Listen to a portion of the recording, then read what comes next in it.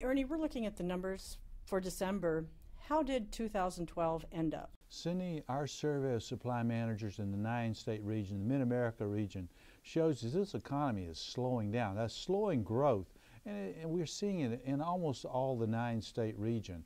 And so our leading economic indicator for the month of December is below growth neutral for the 5th time in the past 6 months.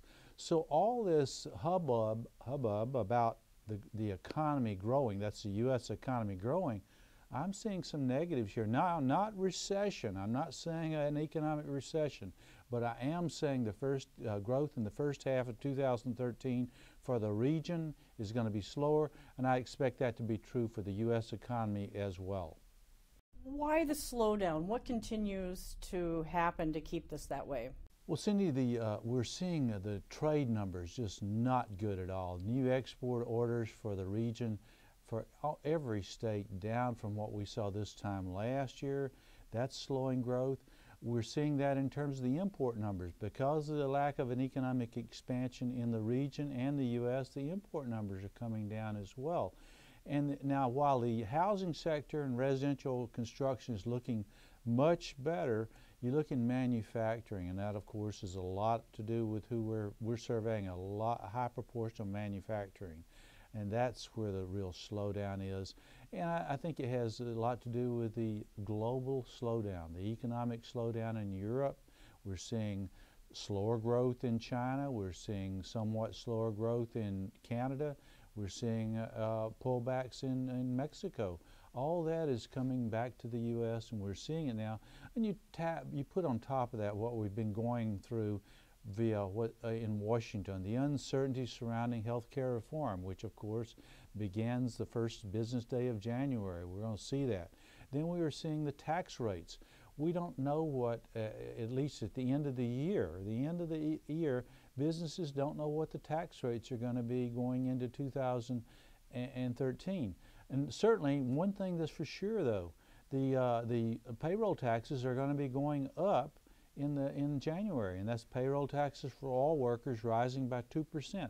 That in of itself is going to have some negative impacts. But again, health care reform, we don't hear much discussions about that.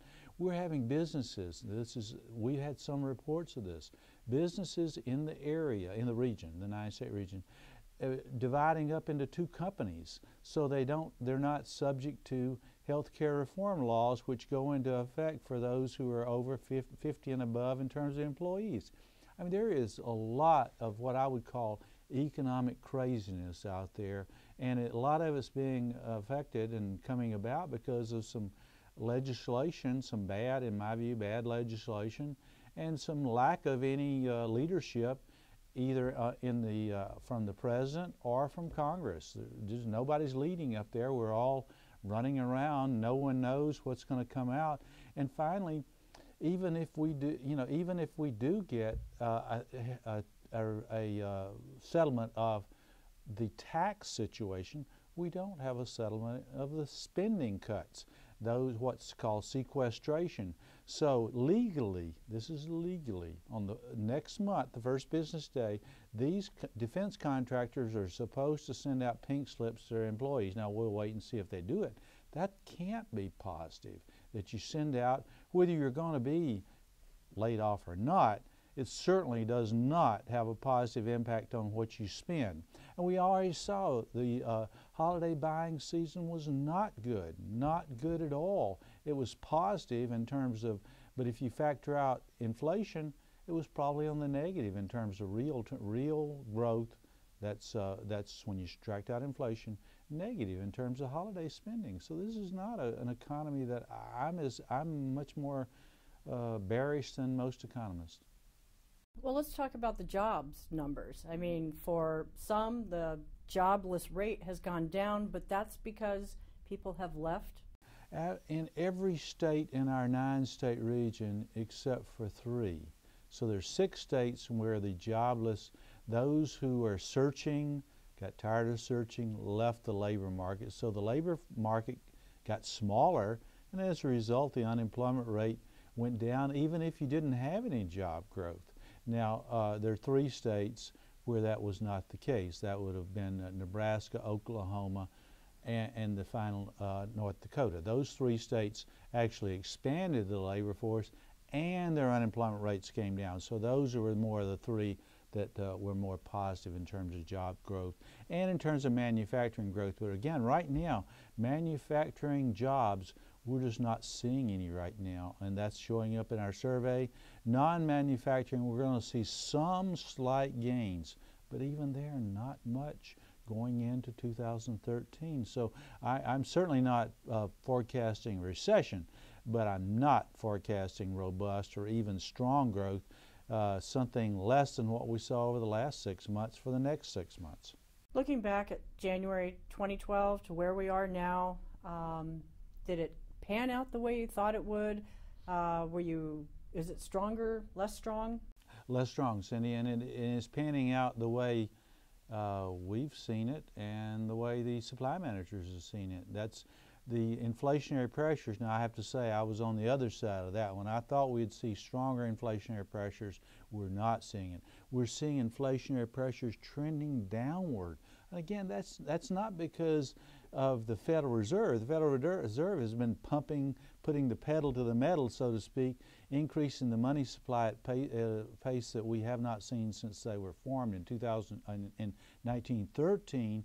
The reason inflationary pressures are coming down is economic growth is coming down. That's another signal confirming what we're seeing. But again, we're not at the point of recession. We're just at the point of very modest growth coming down to something like 1 to 2, like from 0.5% to 1% growth. We should be seeing growth at 4 and 5 times that rate of growth. We look at confidence.